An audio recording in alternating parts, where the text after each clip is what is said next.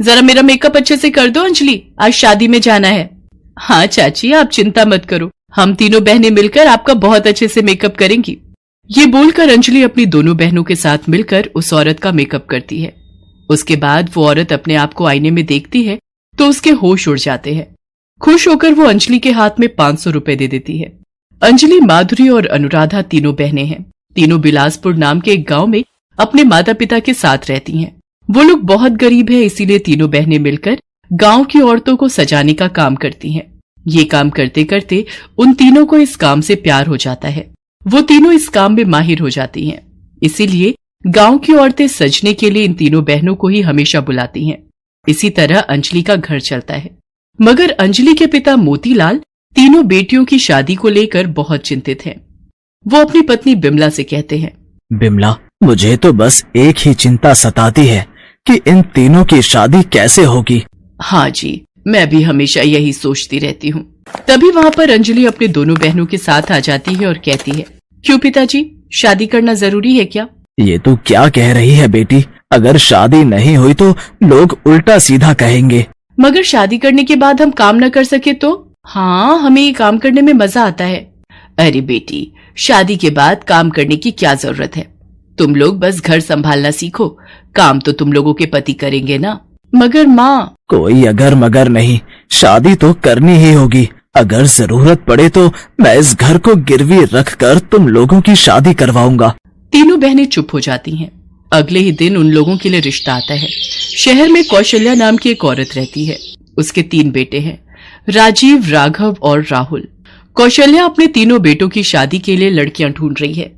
अंजलि, माधुरी और अनुराधा की तस्वीरें देखकर कौशल्या अपने बेटों की शादी के लिए हाँ कर देती है और साथ ही साथ दहेज में 3 लाख रुपए भी मांगती है। मोतीलाल अपना घर गिरवी रख देता है और राजीव, राघव और राहुल के साथ अंजलि, माधुरी और अनुराधा की शादी हो जाती है। तीनों बहनें ससुराल चली जाती हैं। ससुराल पहुंचते ही कौशल्या सारे नियम कानून बताने लगती है। ध्यान से सुनो, इस घर के कुछ नियम हैं। तुम लोगों को सुबह 4 बजे उठना पड़ेगा और उठकर घर का सारा काम करना पड़ेगा। अनुराधा कहती है, माँ जी, सुबह 4 बजे उठना पड़ेगा, मगर मुझे इतनी जल्दी उठने की आदत नहीं है। ये सुनकर कौशल्या गुस्से में चिल्लाकर कहती है, तो आदत डाल लो। इस घर में रहना है तो ये सारे नियम मानने पड़ेंगे, नहीं तो इस घर से निकाल दी जाओगी। नहीं माँ जी, वो छोटी है ना, समझती नहीं है। आप चिंता मत कीजिए, मैं उसे समझा दूंगी। हाँ, ठीक से समझा देना और मैं जब जो बोलूंगी चुपचाप वो करना, समझ गई? जी माँ जी। ठीक है, अब काम पर लग जाओ। तीनों घर के काम में जुट जाती हैं। उधर दूसरी तरफ अंजलि का पति राजीव एक दूसरी लड़की के साथ पार्क में बैठा हुआ है। इस लड़की का नाम पायल है। पायल कहती है, राजीव, ये तुमने बिल्कुल सही नहीं किया।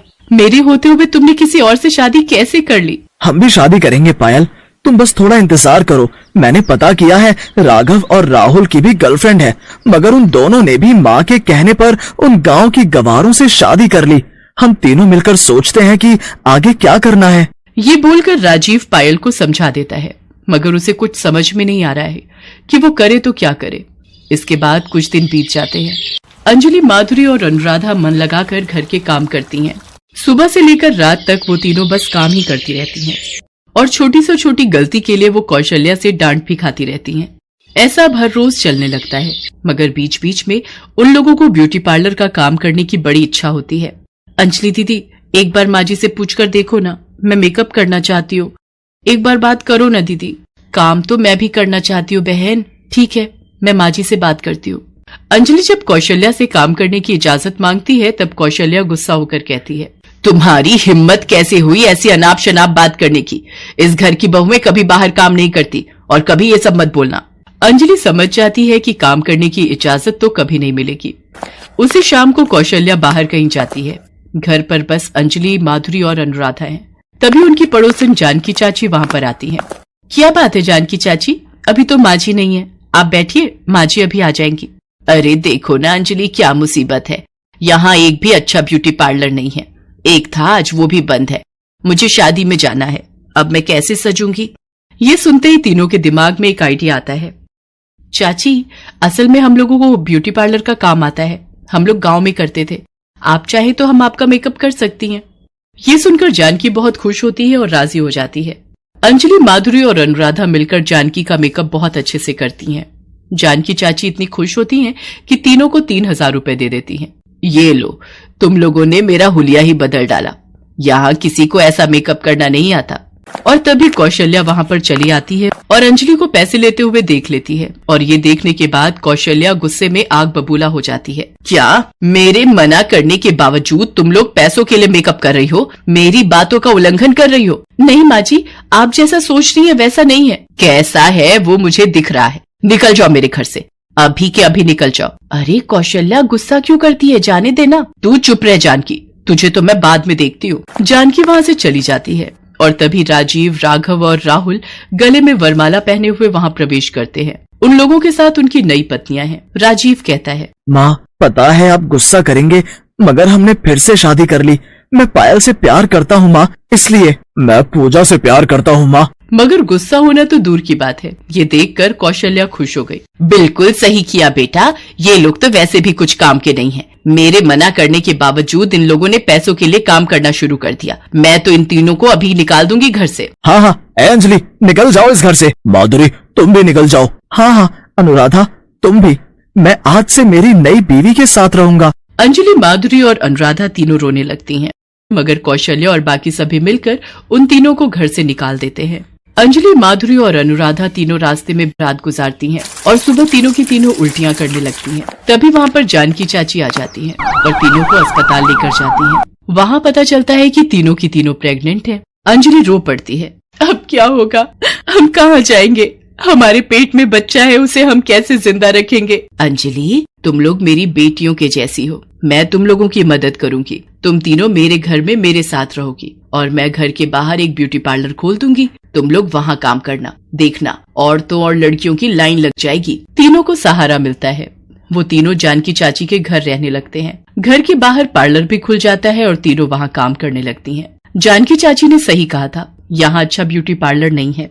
इसीलिए तीनों बहनों के पार्लर में धीरे धीरे भीड़ बढ़ती जाती है। तीनों बहनें मन लगाकर काम करती हैं और बहुत सारे पैसे कमा लेती हैं। इसी तरह वो तीनों इलाके में फेमस हो जाती हैं। सभी तीनों से प्यार करने लगते हैं। ऐसे उन लोगों के पास बहुत पैसा आ जाता है। उधर कौशल्या के घर में परेशानियां शुरू हो जाती हैं। तीनों नई बहू में बहुत खर्चा करते हैं। ऐसे धीरे धीरे उनके सारे पैसे खत्म होने लगते हैं। वो लोग घर का कुछ काम भी नहीं करती हैं, इसीलिए राजीव, राघव और राहुल ऑफिस भी लेट पहुंचने लगते हैं और इसी वजह से तीनों की नौकरी भी चली जाती है। वो लोग कंगाल हो जाते हैं। छी राजीव, तुम्हारे पास तो अभी पैसे भी नहीं है। मैं किसी भिखारी के साथ नहीं रह सकती। मैं जा रही हूँ। पायल घर छोड़कर चली जाती है और साथ ही साथ बाकी दोनों बहुएं भी। तब कौशल्या कहती है, बेटा चल अंजलि के पास चलते हैं। सुना है वो तीनों बहुत कमा रही हैं। चल उन तीनों को वापस लाते हैं। कौशल्या और उसके तीनों बेटे अंजलि के पास जाते हैं। अंजलि अपनी दोनों बहनों के साथ ब्यूटी पार्लर में काम कर रही थी। सब सुनकर अंजलि कहती है, हम नहीं जाएंगे वापस। नहीं जाएगी मतलब? मैं तेरा पति हूँ और मैं तेरी सास। अगर बात नहीं मानी तो मैं मार मार के तुम तीनों को यहीं दफन कर दूंगी। तभी इलाके की सारी औरतें वहाँ पर चली आती हैं। जानकी भी चली आती है। ए कौशल्या, इन लोगों को हाथ मत लगाना। इन लोगों को जब घर से निकाल दिया था तब नहीं याद आया था कि ये लोग तेरी बहुएं हैं? सभी पकड़ लो इन चारों को। अभी पुलिस आती ही होगी। पुलिस आती है और उन चारों को गिरफ्तार करके ले जाती है। उन लोगों को आजीवन कारावास की सजा मिलती है। तीनों बहनों को इंसाफ मिलता है। कुछ महीनों बाद तीनों की गोद में एक हंसता खेलता बच्चा आता है। ब्यूटी पार्लर के जरिए वो लोग बहुत अमीर हो जाती हैं और ऐसे ही सभी खुशी खुशी जीवन बिताने लगती हैं। संध्या की बुआ जो कि दिल्ली में रहती थी, वो उसके लिए एक अच्छे घर का रिश्ता लेकर आई थी। देखो भैया, मेरी इतनी जान पहचान तो नहीं है लड़के वालों से, पर इतना जानती हूँ अड़ोस पड़ोस में कहीं पूछोगे तो लोग अच्छा घर ही बताएंगे। ठीक है सुमन, अगर तुम कहती हो तो लड़के वालों को एक बार बुला लेते हैं। अब संध्या भी लड़के को देख लेगी। संध्या की बुआ लड़के वालों से अपने तरीके से बात कर लेती है और कुछ दिनों बाद संध्या की शादी विपुल नाम के लड़के से हो जाती है। पता नहीं इस काम वाली को छुट्टी लेकर गाँव अभी जाना था। उसे पता था शादी वाला घर है, नई नवेली दुल्हन आएगी तो घर में 100 काम होंगे, फिर भी बिना बताए गाँव निकल गई। अब मैं दूसरी काम वाली इतनी जल्दी कहाँ से ढूंढूंगी? राजेश्वरी, एक प्याली चाय दे दो तो बड़ी मेहरबानी होगी। सुबह से एक प्याली चाय भी नहीं मिली है। तुम्हें तो जब देखो चाय पीने की पड़ी रहती है। पता भी है एक बर्तन नहीं है धुला हुआ जिसमें तुम्हारी चाय बना दूं। ढेरों बर्तन रसोई में पड़े हैं झूठे। माँ, मैं कॉलेज जा रही हूँ, तुम मुझे ये मत कहना कि मैं छुट्टी कर लूं और तुम्हारे साथ घर का काम करवाऊं।